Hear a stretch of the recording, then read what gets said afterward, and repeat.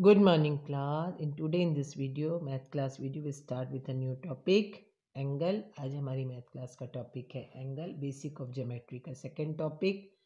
पहला जो टॉपिक था स्टार्ट जब हमने की थी ज्योमेट्री, उसमें हमने बात की थी point, line segment, rays and plane के बारे में. Point it is exact location, यानी उसकी कोई लेंथ, ब्रेथ या हाइट नहीं होती है. Line it has no end point, यानी स्टार्टिंग या एंड पॉइंट नहीं होता, उसे हम दोनों ओर से एक्सटेंड कर सकते हैं. लाइन में से ही हम निकालते हैं लाइन सेगमेंट, जिसका कि फिक्स लेंथ होता है, जिससे हम स्केल से, टेप से मेज़र कर सकते हैं, यानी इसका स्टार्टिंग पॉइंट और एंड पॉइंट होता है.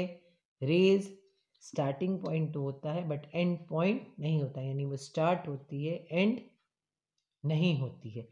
इन्हीं दो रेज से जब किसी कॉमन पॉइंट पे मिलती हैं तो बनता है एंगल. यानी an angle is a figure form by two rays at a common point. जिस तरह से आप अपने फिंगर्स के बीच में देखोगे, ये दो फिंगर्स के बीच में जब ये फिंगर्स यहाँ मिल रही है कॉमन पॉइंट पे, यहाँ पे एक एंगल बन रहा है जिसे हम कॉर्नर भी कहते हैं. इस वाली में देखो, इस वाली में देखो, इस वाली में देखो, हर एक में अपना एक एंगल बन रहा है. ओके, तो यहाँ पर भी मैंने एक फिगर ड्रॉ किया है. ये देखो, एक रेज इधर, दूसरी रेज यहाँ, एक कॉमन पॉइंट क्यू पे मिल रही है. रेज बनाई है क्यू पी. पी क्यू तो हम नहीं पढ़ेंगे क्योंकि हमने पढ़ा है ये रेज को हम पॉइंट टू एरो की ओर पढ़ते हैं. तो क्यू पी एक रे है और क्यू आर एक रे है, और कहाँ मिल रही हैं? क्यू पे. तो एक एंगल बन रहा है, इसे हम वर्टेक्स कहते हैं. और यहाँ पे जो रेज है क्यू पी और क्यू आर, इसे हम आर्म्स कहते हैं. तो अगर मैं बताऊं कि इसमें से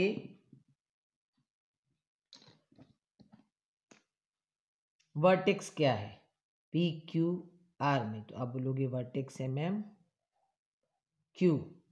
आर्म्स कौन कौन सी हैं? पी क्यू नहीं बोलोगे, जब भी बोलोगे पॉइंट टू एरो की ओर बोलोगे. तो पी क्यू पी, पहली जो आर्म है वो है क्यू पी और दूसरी जो आर्म है वो है क्यू आर. एंगल को हम तीन तरीके से बोल सकते हैं. पहला angle Q, this is the symbol of angle. Angle का सिंबल ये होता है. दूसरा हम बोल सकते हैं पी क्यू आर. जब भी हम एंगल बोलेंगे वर्टेक्स हमेशा बीच में आना चाहिए. ये नहीं कि are P Q, P R Q, नहीं, क्योंकि वो मिल नहीं रहा है. जब भी हम बोलेंगे हमारा जो वर्टेक्स है वो बीच में आना चाहिए. तो क्या बन रहा है? P Q R, P Q R. दूसरा हम अगर बोल सकते हैं R Q P, R Q P. This is the angle का वर्टेक्स जो कॉमन पॉइंट होता है उसे हम वर्टेक्स भी कह सकते हैं और एंगल भी कह सकते हैं. सिंबल ऑफ एंगल ये हो गया. आर्म्स पॉइंट टू एरो की ओर, क्यू पी क्यू आर, जिसे हम आर्म्स बोलते हैं. एंगल बोलने का तरीका पी क्यू आर या आर क्यू पी या एंगल क्यू के. एंगल के बहुत सारे एग्जाम्पल आप अपने आसपास देखते होंगे. यहाँ मैं आपको कुछ एग्जाम्पल्स दिखा रही हूँ. यहाँ देखिए, जैसे कि ये पिज़्ज़ा का जो ये स्लाइस है, ये देखिए, ये भी एक एंगल बन रहा है यहाँ पे. यहाँ देखिए एंगल बन रहा है, और यहाँ भी देखिए एंगल बन रहा है. This is pyramid. अगर आप इसमें देखें तो यहाँ पे एंगल है, यहाँ एक कॉमन पॉइंट है, यहाँ भी एक कॉमन पॉइंट है, इधर भी एक कॉमन पॉइंट है, ये भी एक कॉमन पॉइंट है, यहाँ भी एंगल बन रहा है. ये चेयर देखिए, यहाँ पे एंगल बन रहा है, यहाँ पे बन रहा है, यहाँ बन रहा है. आप बहुत सारी जगहों पर आपको एंगल नज़र आएगा. इस देखिए व्हील्स के बीच में देखिए आपको दो जो स्पोक्स हैं वो मिल रहे हैं, तो एंगल बन रहा है. इसी तरह से और भी बहुत सारे एग्जाम्पल आपको अपने आसपास नज़र आएंगे. ओके, एंगल में जो दूसरा टॉपिक होता है वो होता है interior and exterior of an angle. What is interior and exterior का मीनिंग क्या होता है? इंटीरियर यानी घर के अंदर, एक्सटीरियर यानी घर के बाहर. तो एंगल का घर क्या है? ये जो हमने एंगल बनाया ये जो अंदर का पार्ट है वो उसका इंटीरियर पार्ट है और ये जो बाहर का पार्ट है वो उसका एक्सटीरियर पार्ट है। यानी जितने पॉइंट इस एंगल के अंदर हैं वो इंटीरियर हैं और जितने पॉइंट इसके बाहर हैं वो उसके एक्सटीरियर हैं। इंटीरियर एंड एक्सटीरियर का मतलब इतना ही होता है, यानी इंटीरियर यानी घर के अंदर, एक्सटीरियर यानी घर के बाहर। तो घर क्या है एंगल का? ये जो हमने एंगल बनाया है, एंगल कौन सा बनाया है? AOB। इसमें अगर मैं वर्टेक्स पूछूं तो आप क्या बताओगे? Ma'am O।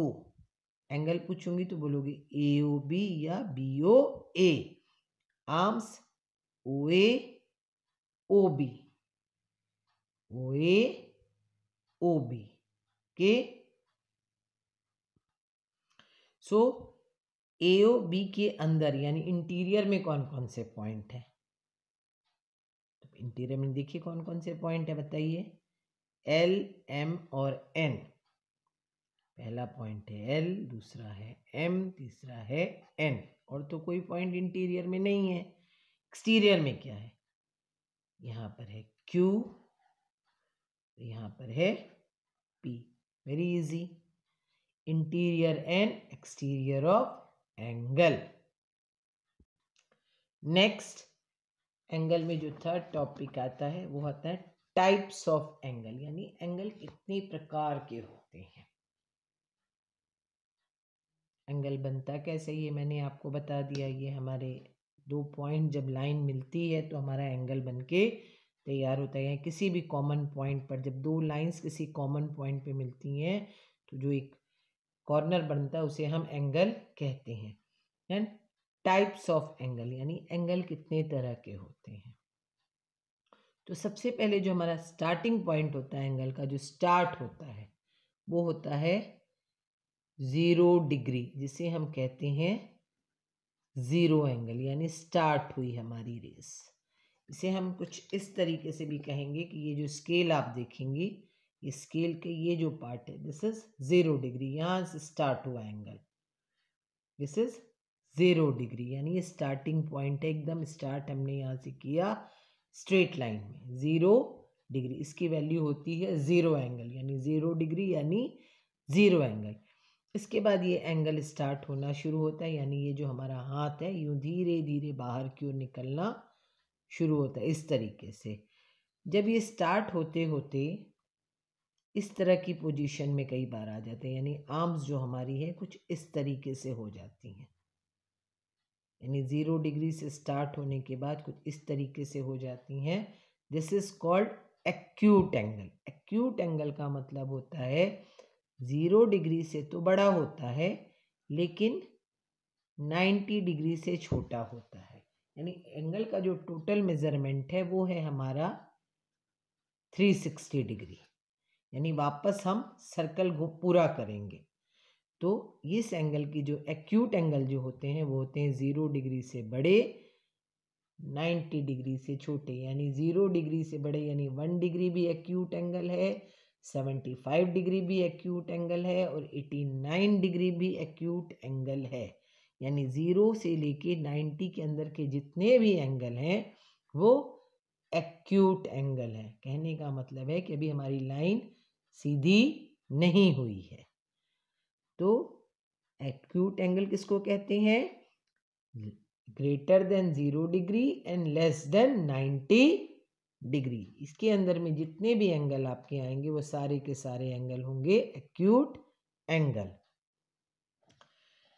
0 से 90 के बाद जो हमारा नेक्स्ट एंगल होता है वो होता है एग्जैक्ट 90 डिग्री। एग्जैक्ट 90 डिग्री यानी एक स्टैंडिंग लाइन और एक स्लीपिंग लाइन, यानी एक वर्टिकल लाइन और एक हॉरिजेंटल लाइन जब किसी कॉमन पॉइंट पे मिलती है, जिस तरह से आप अपने स्केल में देख लीजिए, यहाँ पे अपनी बुक में देख लीजिए, यानी एक वर्टिकल और एक हॉरिजेंटल, यानी कि स्टैंडिंग लाइन और एक स्लीपिंग लाइन। तो एक कॉमन पॉइंट पर जब मिलती है उसे हम कहते हैं राइट एंगल। राइट एंगल यानी एग्जैक्टली 90 डिग्री, ये एक ही होता है।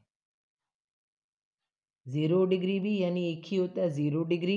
एक्यूट एंगल बहुत सारे हो सकते हैं, यानी 0 से बड़ा और 90 डिग्री के बीच के जितने भी एंगल हैं वो एक्यूट। राइट एंगल एक ही होगा, वो होगा एग्जैक्ट 90 डिग्री, यानी आपकी एक लाइन सीधी होगी और एक लाइन स्लीपिंग होगी, यानी कि स्टैंडिंग और एक स्लीपिंग लाइन जब हो जाएगी तो वो हो जाएगा राइट एंगल। तभी आपकी बुक है, स्केल है, आपके घर की वॉल है, टेबल है, जितने भी हैं वो उसमें राइट एंगल आपको नज़र आएगा। अब जब राइट एंगल हो जाता है तो हमारा एंगल बाहर की ओर जाने लगता है, यानी यहाँ से जब हम शुरू हुए तो इस तरह होते हुए हम सीधे हो गए इस तरीके से, अब हमारा एंगल ऐसे बाहर की ओर जाने लगता है, यानी हम बाहर की ओर जाने लगते हैं। बाहर की ओर जब हम जाते हैं हमारा एंगल का पोजीशन कुछ इस तरीके से होने लगता है, ये क्लॉकवाइज ही चल रहा है। ओके, तो जब ये इस तरीके से बाहर की ओर जाने लगता है, यानी 90 डिग्री से बड़ा और 180 डिग्री से छोटे, यानी 91 डिग्री से लेके 179 डिग्री तक के जितने भी एंगल हैं उसे हम कहते हैं ऑब्स्ट्यूस एंगल। क्या कहते हैं? ऑब्स्ट्यूस एंगल। जीरो एंगल यानी 0 डिग्री, 0 to 90 डिग्री यानी 0 से बड़ा और 90 से छोटा acute angle, right angle exact 90 degree, obtuse angle 90 से बड़ा 180 डिग्री से छोटा। ऐसे करते करते हमारी जो लाइन है अब इस तरह से स्ट्रेट हो जाती है। स्ट्रेट यानी दो 90 डिग्री के एंगल, एक इधर भी 90 है एक इधर भी, 90 प्लस 90 180 डिग्री, इसे हम कहते हैं स्ट्रेट एंगल। ये भी एक होता है, 0 डिग्री एक, 90 डिग्री एक, स्ट्रेट एंगल भी एक, यानी अब हमारी एक ही एक स्लीपिंग लाइन हो गई। ओके, अब जब हम इस तरह से करते करते स्लीपिंग लाइन में हो गए तो हम अंदर की ओर नीचे की ओर जाने लगते हैं। नीचे की ओर जब हम जाते हैं तो हमारा एंगल कुछ इस तरीके से बनता है, बड़ा सर्कल पूरा हो रहा है। अभी तो सेमी हुआ था, सर्कल पूरा यानी 180 डिग्री से बड़ा और 360 डिग्री से छोटे जितने भी एंगल हैं, यानी 181 डिग्री से लेके 359 डिग्री तक के बीच के जितने भी एंगल होते हैं उन्हें हम बुलाते हैं रिफ्लेक्स एंगल। क्या बुलाते हैं? Reflex angle. इसके बाद हमारा सर्कल वापस से कंप्लीट हो जाता है, वहीं 0 डिग्री पर हम वापस आ जाते हैं, यानी 360 degree. This is called complete angle. के इसी से रिलेटेड आपकी एक्सरसाइज है सेल्फ प्रैक्टिस 12B। इसके क्वेश्चन 1 to 5 तक मैंने आपको होमवर्क में दे रही हूँ, उसी से रिलेटेड कुछ क्वेश्चन समझा दे रही हूँ, जिससे आप पूरी क्वेश्चंस को आप अपनी कॉपी में अच्छे से करेंगे। Okay, so self practice 12B question number 1, what kind of an angle in each figure. यहाँ पे मैंने दो फिगर बनाए हैं, क्लॉक बनाई है, एक में बड़ी वाली सुई 12 पर है और छोटी वाली सुई 2 पर है, और हमारा एंगल कौन सा बन रहा है? तो भी मैंने आपको बताया कि जब हम अंदर की ओर होते हैं तो कौन सा एंगल बनता है, यानी 90 डिग्री नहीं, जब कौन सा एंगल बनता है? This is called acute angle, यानी ये 90 डिग्री से छोटा एंगल है, इसे हम कहते हैं एक्यूट एंगल। ये देखिए हमारा छोटा एंगल है, यहाँ देखिए सुई 3 पर है, दूसरी सुई 5 पर है, ये एंगल कौन सा बन रहा है? बड़ा बन रहा है ना, सर्कल पूरा हो रहा है। जब बड़ा बनता है तो क्या बोलते हैं? 180 डिग्री से बड़ा है और 360 डिग्री से छोटा, कौन सा एंगल बन रहा है? This is called reflex angle. ये कौन सा एंगल है? Reflex angle. नेक्स्ट जो आपका क्वेश्चन है वो है tell whether the angles given below are acute, right, obtuse और स्ट्रेट। के एंगल को जो हम मेजर करते हैं, अभी मैंने आपको बताया डिग्री, तो अभी मैंने आपको बताया, तो बताइए 28 डिग्री 0 डिग्री से बड़ा है, 90 डिग्री से छोटा, तो कौन सा एंगल होगा? Acute angle. Very good. 90 degree exact 90 degree क्या होगा? Right angle. कौन सा एंगल होगा? Right angle 180 degree exact. तो क्या हो जाएगा, लाइन सीधी होगी तो कौन सा होगा, स्ट्रेट एंगल।